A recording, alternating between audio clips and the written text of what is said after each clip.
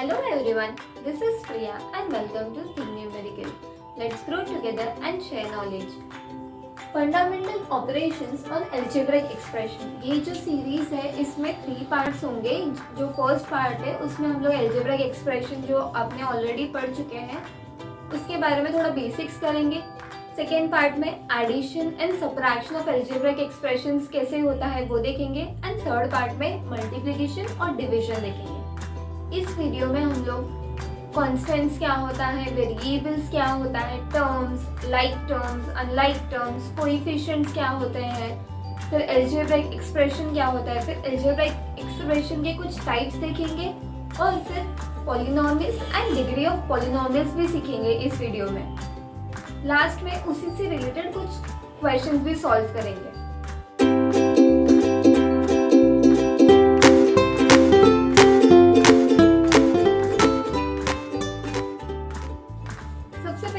Constant क्या होता है? कांस्टेंट का मतलब ये होता है कि जो चीज कभी भी चेंज नहीं होगी। जैसे कि आप इंडिया में हो या अमेरिका में हो या फिर कोई दूसरे प्लेनेट में हो, जो भी वो वैल्यू है वो हमेशा एज इट इज वही सेम रहेगी। तो ऐसी चीज को बोलते हैं कांस्टेंट। फॉर एग्जांपल 3, 99, ये जो भी नंबर्स आप ले लो ये सब क्या है? कांस्टेंट। अब कहीं पे भी जाओ उसकी वैल्यू चेंज नहीं होने वाली। तो जो चीज नहीं चेंज होने वाला उसे बोलते हैं अलजेब्रा में कांस्टेंट। अब वेरिएबल क्या होता है? वेरिएबल का मतलब होता है कि ऐसा वैल्यू जो चेंज हो सकता है कंडीशंस के हिसाब से। क्वेश्चन में जो भी कंडीशंस दी जाएगी उसके हिसाब से उसकी वैल्यू चेंज हो जाती है। तो उसका हमें प्रॉपर वैल्यू पता नहीं होता तो उसे हम क्या अज्यूम करते हैं? उसे कुछ भी लेटर्स के साथ अज्यूम किया जाता है, स्मॉल लेटर्स में। जैसे एक्स हो गया, वाई, ए, बी, एम, एन एक्सेट्रा। ये सब जो स्मॉल लेटर्स से अगर हम रिप्रेजेंट करते हैं कोई भी चीज़ जिसकी वैल्यू हमें पता नहीं होती, वो कंडीशन के अकॉर्डिंग चेंज हो सकता है, उसे बोलते हैं वेरिएबल्स।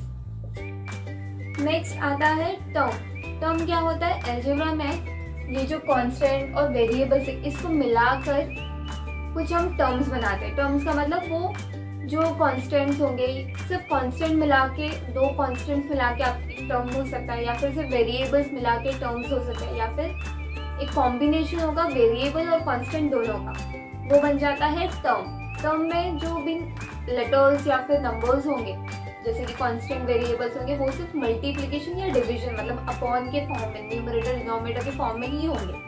अगर एडिशन सबट्रैक्शन हुआ तो वो अलग टर्म हो जाता है। फॉर एग्जाम्पल अगर मैं 3xy देखूँ तो ये क्या है? 3 multiplied by x multiplied by y, ठीक है। तो इसे मैं बोल सकती हूँ कि ये एक टर्म है। उसी तरह 4y² ये भी एक टर्म है। अगर मैंने सिर्फ -3 बोला तो ये भी एक टर्म है, क्योंकि -3 क्या है? एक कांस्टेंट है, और मैंने बताया सिर्फ कांस्टेंट होगा तो भी वो एक टर्म होता है। अगर वेरिएबल के हिसाब से देखा जाए तो सिर्फ x² बोल दिया तो ये भी एक टर्म हो गया। ये जो टर्म्स है इसके भी कुछ टाइप्स होते हैं। टर्म्स में 2 टाइप्स हो सकते हैं, या तो होंगे लाइक टर्म्स, या तो वो जो टर्म्स होंगे वो होंगे अनलाइक टर्म्स। अब लाइक टर्म्स का मतलब ऐसे 2 टर्म्स जिसका जो वेरिएबल है वो सेम, एग्जैक्टली सेम होगा तो उसे बोलेंगे लाइक टर्म्स। उसका जो जैसे फॉर एग्जांपल 3mx एंड ले लो 5mx, तो इसमें जो mx यानी कि जो दोनों वेरिएबल्स है वो दोनों एग्जैक्टली सेम है तो उसे बोल देंगे कि ये लाइक टर्म्स है। मतलब यहाँ पे जो कांस्टेंट टर्म है साथ में कांस्टेंट वैल्यू जो है वो चेंज होगा तो चलेगा, लेकिन ये जो वेरिएबल है वो एग्जैक्टली सेम होना चाहिए। और अनलाइक टर्म्स में क्या होगा? ये जो वेरिएबल्स है वो अलग होंगे। जैसे कि 3mx ले लिया और ये 4y² ले लिया, तो यहाँ पे जो वेरिएबल्स है वो अलग है तो ये हो जाएंगे कि ये दोनों टर्म्स को आप बोलोगे कि वो अनलाइक टर्म्स है, ठीक है। अब नेक्स्ट कोएफिशिएंट क्या होता है? कोएफिशिएंट मतलब वो एक जो भी टर्म्स आपने पढ़े वो टर्म का फैक्टर होगा, उसे बोलते हैं कोएफिशिएंट। फैक्टर मतलब क्या? उसका जो वो किसके टेबल में आता है, जैसे हम मल्टीप्लाई करके देखते हैं वो। जैसे कि अगर 3mx है तो इसके फैक्टर्स क्या है?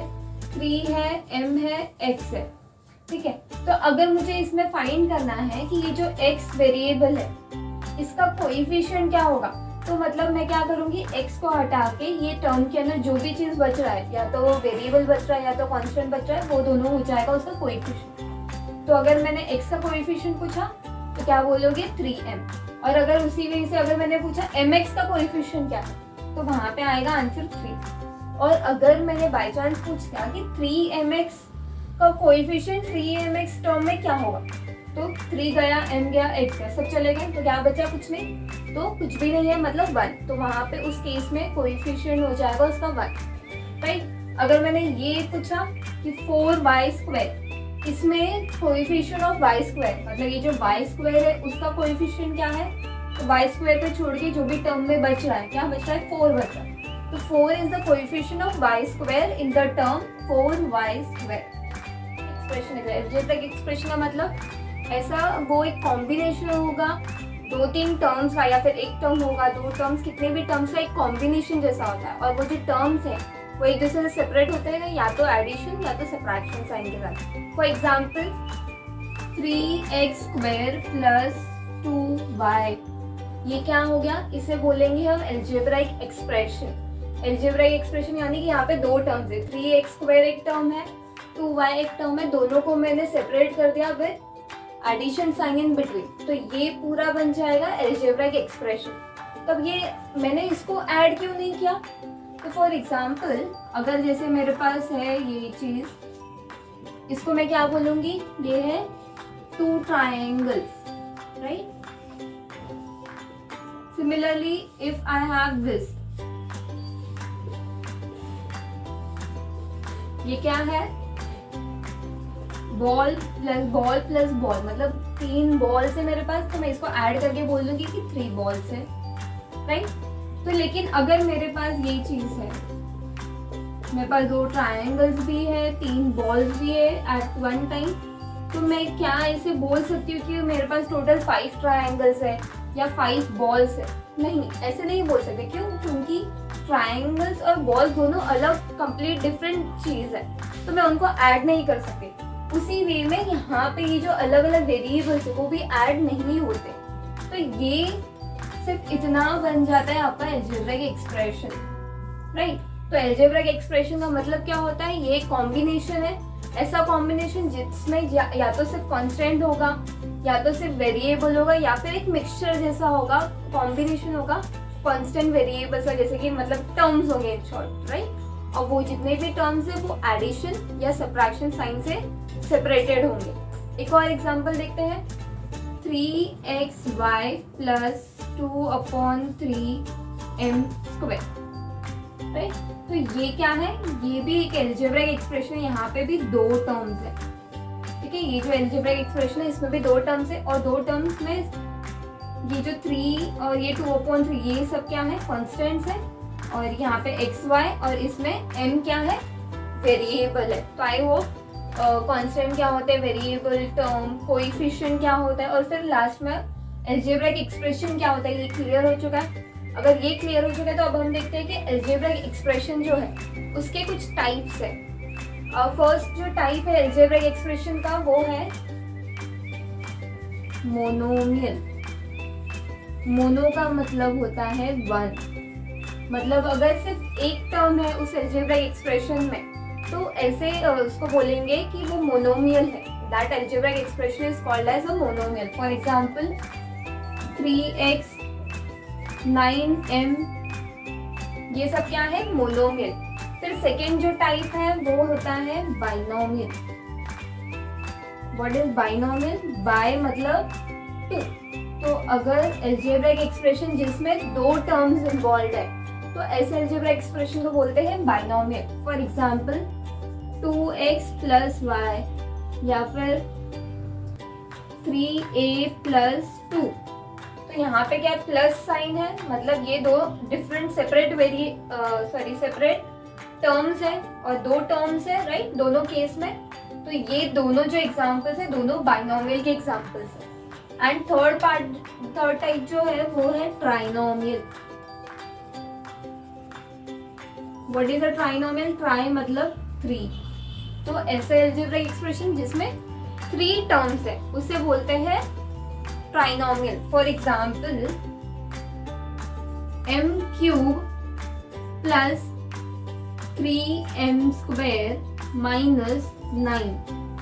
तो ये क्या हो जाएगा, इसमें m³ 3mx², 9, ये 3 अलग अलग टर्म्स है जिससे हम एडिशन और सब्ट्रैक्शन से सेपरेटेड किया, मतलब उससे पता चल रहा है वो 3 अलग अलग टर्म्स है, राइट। और 3 टर्म्स है, that is why it is called trinomial.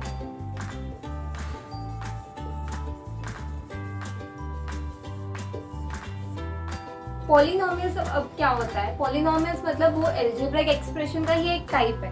मतलब क्या पॉलिनोमियल क्या है? एल्जेब्राइक एक्सप्रेशन, लेकिन इसमें कुछ स्पेशल प्रॉपर्टीज होती है। क्या होती है वो स्पेशल प्रॉपर्टी?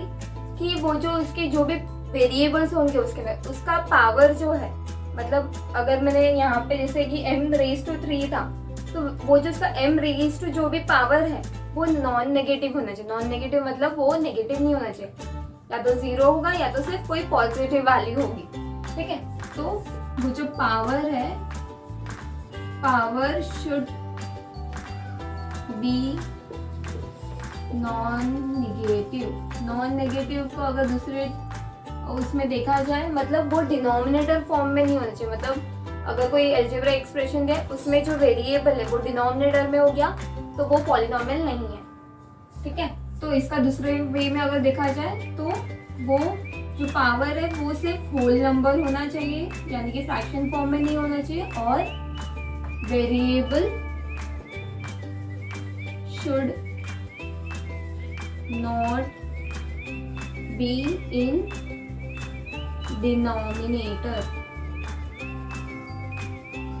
अगर जो एक्सप्रेशन है वो न्यूमरेटर डिनोमिनेटर के फॉर्म में है, मतलब फ्रैक्शन के फॉर्म में है, तो उस केस में भी जो डिनोमिनेटर है वहाँ पे सिर्फ कांस्टेंट टर्म्स आने चाहिए, या तो कोई भी नंबर्स आनी चाहिए, वेरिएबल नहीं आना चाहिए। अगर वेरिएबल आ गया तो बोल दोगे कि वो पॉलिनोमियल नहीं है। अब पॉलिनोमियल्स में भी 2 अलग टाइप्स हो सकते हैं, या फिर 2 से ज़्यादा टाइप्स होते हैं, जैसे कि पॉलिनोमियल इन 1 वेरिएबल, मतलब ऐसा पॉलिनोमियल जिसमें सिर्फ एक वेरिएबल इन्वॉल्व हो। For example 3x plus 3x² ले लो प्लस 3x प्लस 4, तो ये एक अलजेब्रिक एक्सप्रेशन है, right. Algebraic expression first criteria satisfy हो गया। फिर क्या बोला? Power should be non negative. तो इसका जो पावर है, इसका पावर इज 2, इसका पावर इज 1, यहाँ पे कुछ भी नहीं, मतलब पावर इज 0, राइट। तो इस केस में पावर नॉन नेगेटिव भी हो गया और ये डिनोमिनेटर में नहीं है, तो ये क्या हो जाएगा? एक पॉलिनोमियल हो जाएगा। एंड यहाँ पे जो वेरिएबल्स है, x 2 बार है लेकिन सिर्फ एक ही वेरिएबल है, x ही वेरिएबल है, तो इसको बोलेंगे कि it is polynomial in 1 variable. और अगर पॉलिनोमियल इन 2 वेरिएबल्स देखना है तो उसका एग्जांपल है 3x plus 4y plus 2z। तो यहाँ पे कितने वेरिएबल्स हैं? 3 वेरिएबल्स है। तो इस केस में बोलेंगे कि polynomial, this is the polynomial in 3 variables. अगर 2 वेरिएबल्स इन्वॉल्व है तो वो हो जाएगा polynomial in 2 variables.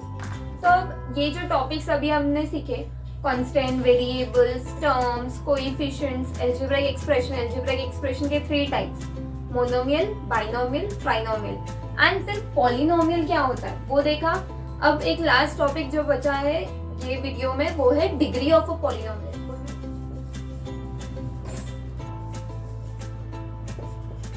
Degree of a polynomial कैसे कैलकुलेट किया जाता है? Degree is what?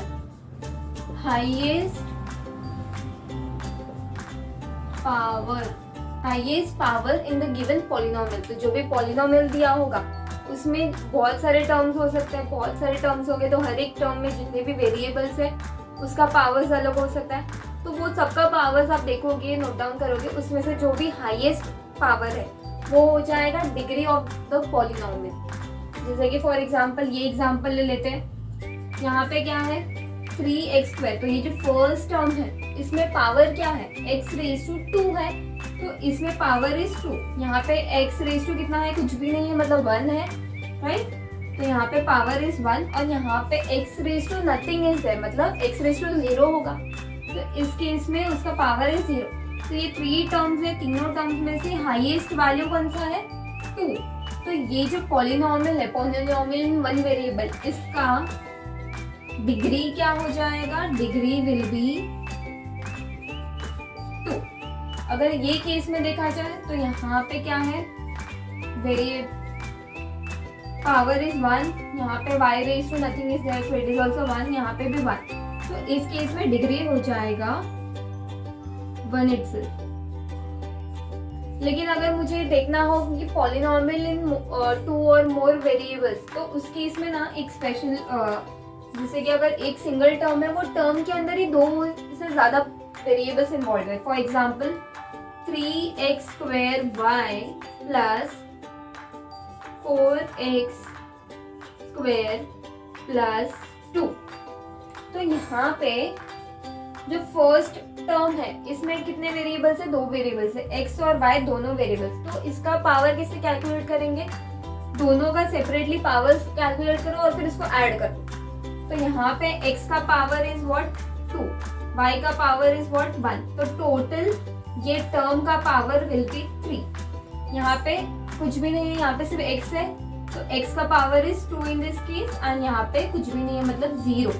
तो 3 2 0। तो इस केस में degree of this polynomial will be 3, right. तो अब इसी से रिलेटेड हम लोग कुछ क्वेश्चन सॉल्व करते हैं।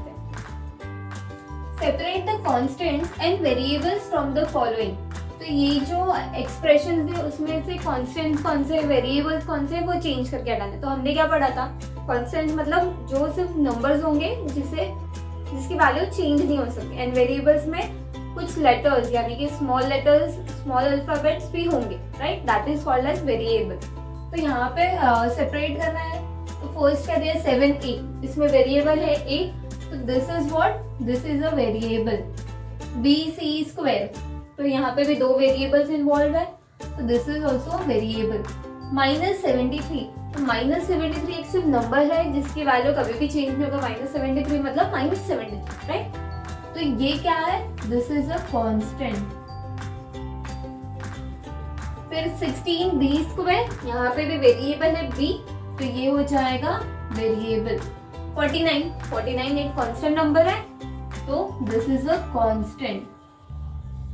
And last value x y z, तो यहाँ पे 3 वेरिएबल्स है, तो that means it is a variable, right. ये क्वेश्चन में 2 कॉन्स्टेंट्स है, -73 एंड 49, और बाकी सब क्या दिए हुए हैं, वेरिएबल्स।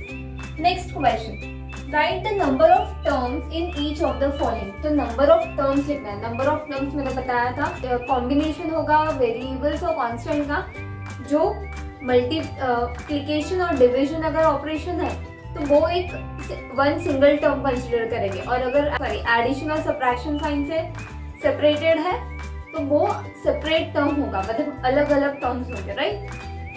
तो नंबर ऑफ टर्म्स लिखना है।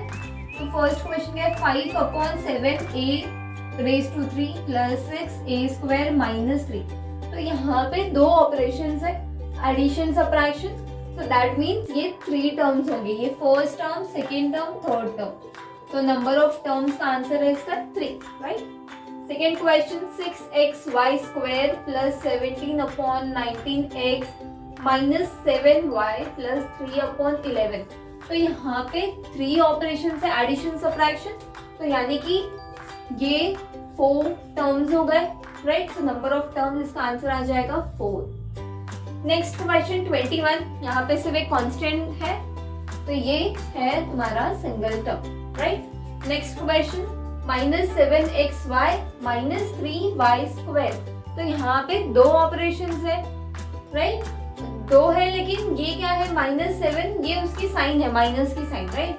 तो ये एक टर्म हो गया, ये सेकेंड टर्म हो गया, बीच में सब्ट्रैक्शन की साइन है, मतलब वो 2 डिफरेंट टर्म्स है। तो यहाँ पे number of terms is 2 in this case, right. Next question, separate the monomials, binomials and trinomials from the following expression. What is monomial?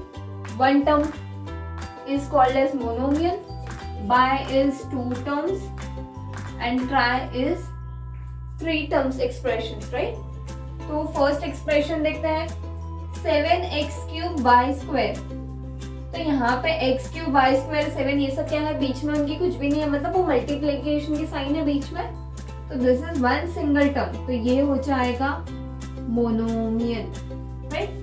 Second क्या है, 82 plus y z minus z cube, तो यहाँ पे 82 Y Z और ये Z raise to 3, यहाँ पे 3 terms है, राइट। तो 3 टर्म्स यानी ये हो गया ट्राइनोमियल।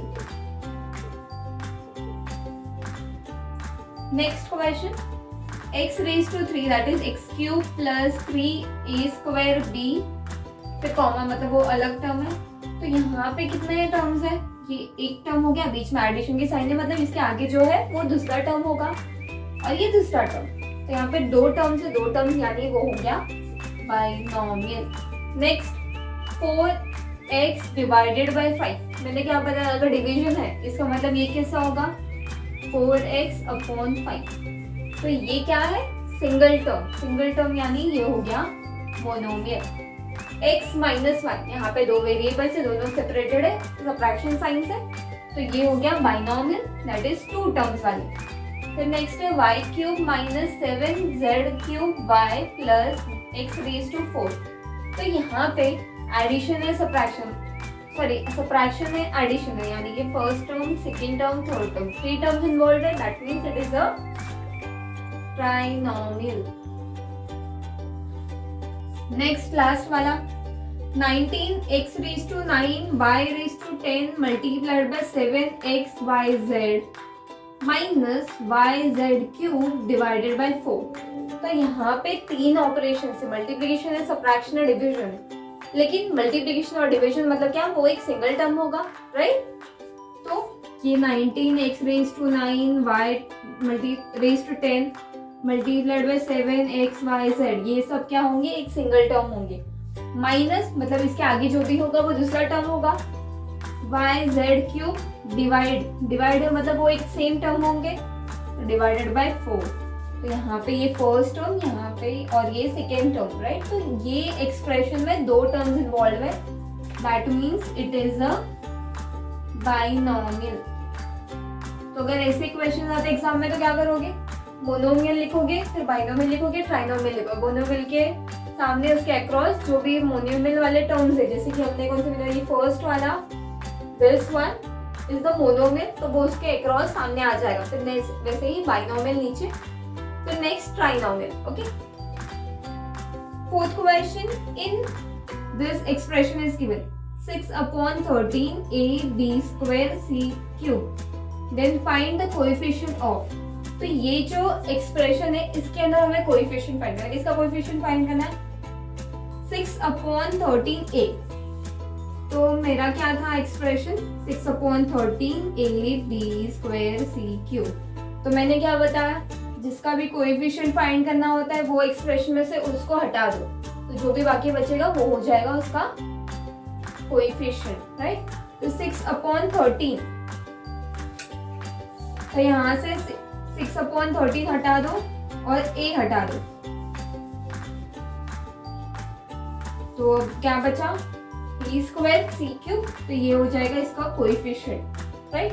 नेक्स्ट है 6a, तो सेम यही लिखते हैं 6 upon 13 ab square c cube, इसमें से मुझे क्या हटाना है 6a, तो 6 रिमूव कर दो एंड a रिमूव कर दो, क्या बच गया 1 upon 13 b square c cube, तो ये हो जाएगा उसका कोएफिशिएंट। नेक्स्ट यहाँ पे भी same 6 upon 13 ab square c cube, इसमें से a और b स्क्वायर को रहने दो, बाकी सबको सॉरी a और b स्क्वायर को निकाल दो, बाकी सबको रहने दो, तो क्या बच जाएगा 6 upon 13 c cube will be the coefficient of a b square in this given expression, right?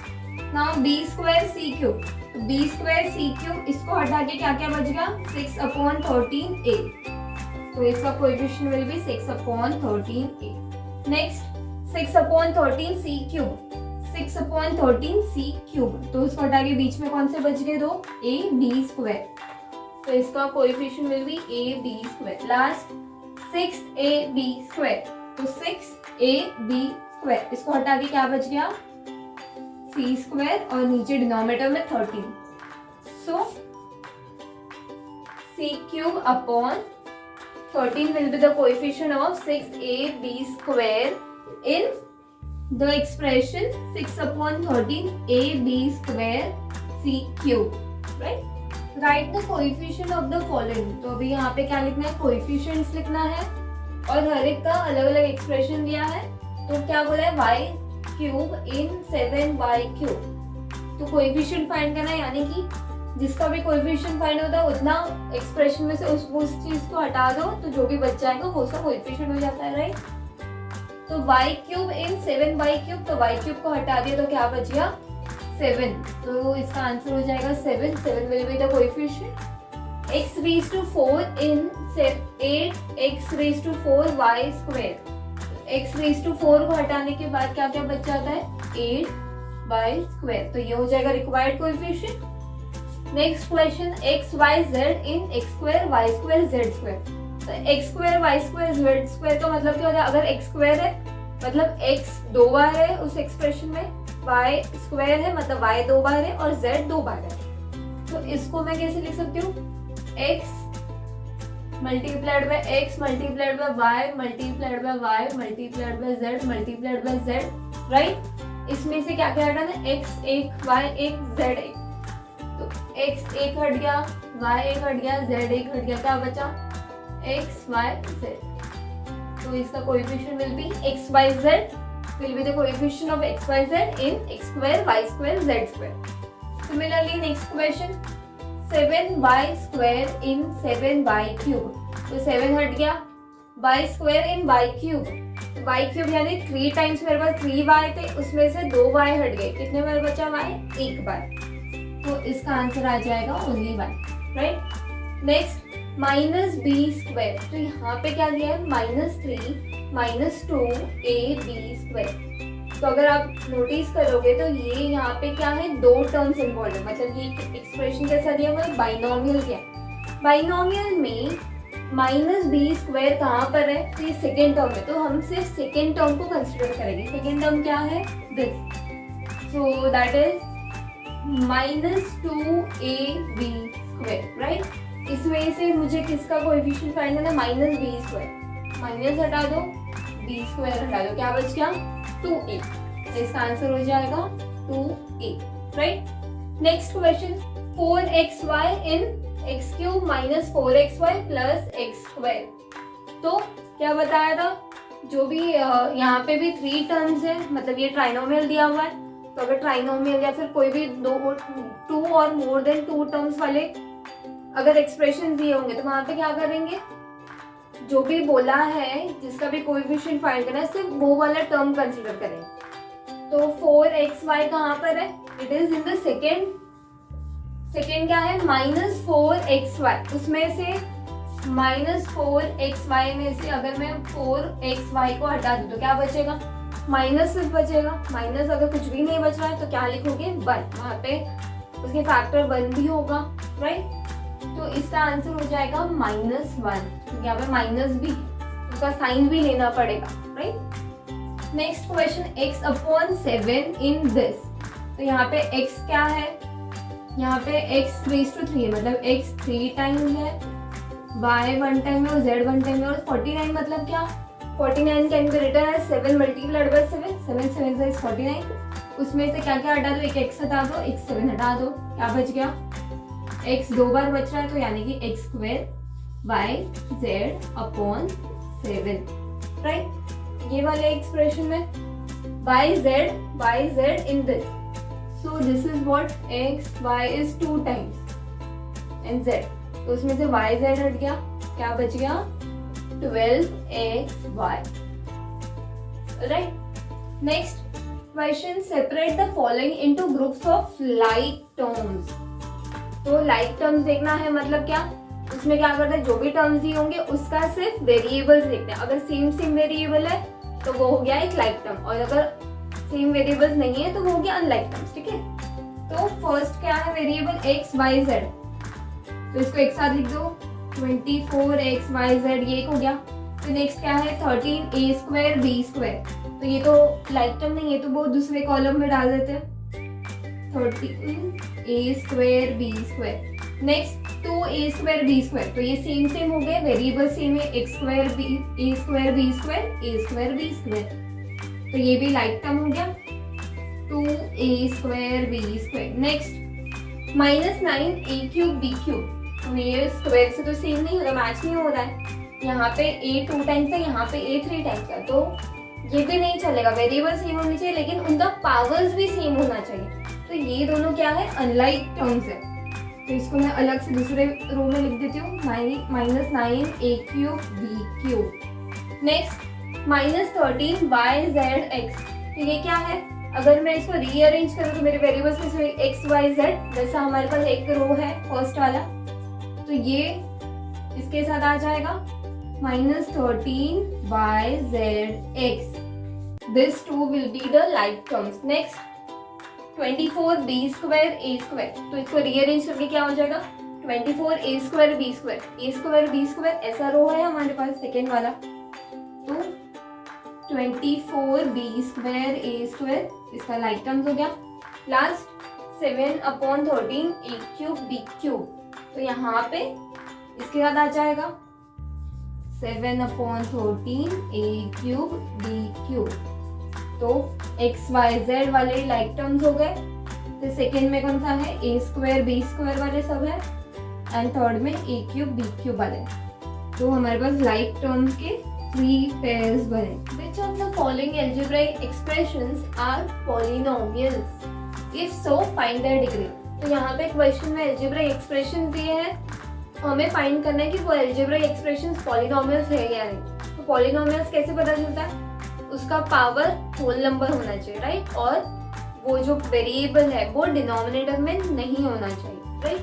First question x + 1/x², तो 1/x² यानी इसका जो पावर होगा ये कितना हो जाएगा, x⁻², तो नेगेटिव नहीं होना, नॉन नेगेटिव होना चाहिए, ये कंडीशन था, यानी कि होल नंबर होना चाहिए सिर्फ, यानी 0 और ग्रेटर देन 0, तो ये क्या है, it is not a polynomial.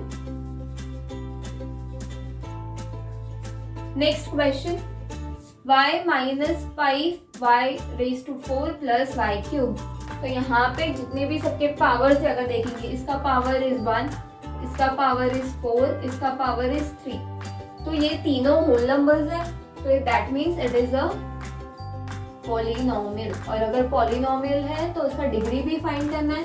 Degree is what, ये जो सब पावर्स फाइंड किया हमने हर एक टर्म का, तो वो जो भी हाईएस्ट पावर होगा, highest value of the power is the degree of that given polynomial. तो यहाँ पे 1 4 3, तो 1 4 3 में से 4 इज द हाईएस्ट वन, तो इसका डिग्री क्या है, degree is 4। Next expression 7x² + 11xy/13 + x⁻⁵/5, तो यहाँ पे सबका पावर देखते हैं, तीन टर्म से ट्राइनोमियल है, उसका पावर देखते हैं। फर्स्ट में क्या है, x², यानी कि यहाँ पे पावर इज 2, यहाँ पे क्या है पावर, यहाँ पे दो वेरिएबल्स इन्वॉल्व है, जब भी दो वेरिएबल्स इन्वॉल्व होते हैं तब क्या करते हैं, दोनों की पावर का एडिशन हो जाता है, वो कंप्लीट टर्म का पावर। तो यहाँ पे x⁻1 y⁻1, तो टोटल हो जाएगा 1 + 1 = 2। नेक्स्ट यहाँ पे x⁻7, तो यहाँ पे power is 7 of the variable, right, 2 2 7, तो ये क्या है, तीनों होल नंबर्स है, that means it is a polynomial, और हाईएस्ट पावर इज 7, तो डिग्री हो जाएगा, degree of this given expression is 7, right. Next question z⁴ - 5/z + x⁻3, तो यहाँ पे पावर देखते हैं, z⁴ that is power is 4, यहाँ पे z इज इन डिनोमिनेटर में, मतलब उसका पावर क्या हो जाएगा, नेगेटिव हो जाएगा, सो दैट इज -1, और यहाँ पे 3, 4 - 1 3, तो यहाँ पे -1 है, -1 यानी नॉन नेगेटिव हो गया, हमें नॉन नेगेटिव चाहिए था, दैट इज हमें होल नंबर चाहिए था, ये होल नंबर तो है नहीं, तो ये क्या है, it is not a polynomial. Polynomial नहीं है तो डिग्री भी फाइंड नहीं करना। Next right the degree of each of the following polynomials, तो यहाँ पे जो भी एक्सप्रेशन दे सब पॉलिनोमियल्स ऑलरेडी है, सिर्फ हमें क्या करना है, हमें डिग्री फाइंड करना है, राइट। फर्स्ट क्वेश्चन, यहाँ पे दो वेरिएबल्स इन्वॉल्व है, फर्स्ट टर्म में एक्स जेड, तो दोनों के पावर्स का एडिशन हो जाएगा, 1 + 1 is 2, यहाँ पे इट इज 1, तो डिग्री कितना हो जाएगा, degree will be 2, right, highest power. Next 5x² + 6x - 1 - 2, तो यहाँ पे x⁻², that is power is 2, यहाँ पे x⁻² नथिंग इज देयर, तो दैट इज 1, और यहाँ पे कुछ भी नहीं है मतलब 0, राइट। तो यहाँ पे हाईएस्ट कौन सा है, 2, तो डिग्री क्या हो जाएगा, degree will be 2।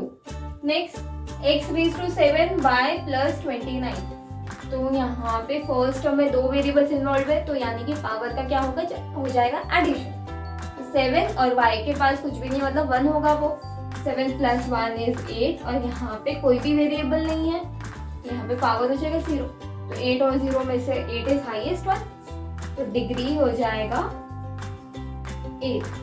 Next question y³ + x² तो इसका पावर इज 3, यहाँ पे क्या हो जाएगा 2 + 1, क्योंकि दो वेरिएबल्स इन्वॉल्व है, तो ये भी 3 हो गया, तो डिग्री क्या हो जाएगा 3। That's it in this video. इसके बाद वाला जो पार्ट आएगा उसके अंदर हम लोग एडिशन और सबट्रैक्शन देखेंगे, अलजेब्रिक एक्सप्रेशन का कैसे होता है, एंड उससे रिलेटेड कुछ इंपॉर्टेंट क्वेश्चन भी सॉल्व करेंगे। अगर ये वीडियो आपको यूजफुल लगी है तो ऐसे ही और रिलेटेड वीडियोस आप डिस्क्रिप्शन बॉक्स में चेक कर सकते हैं, and do follow us for more upcoming videos. Thank you.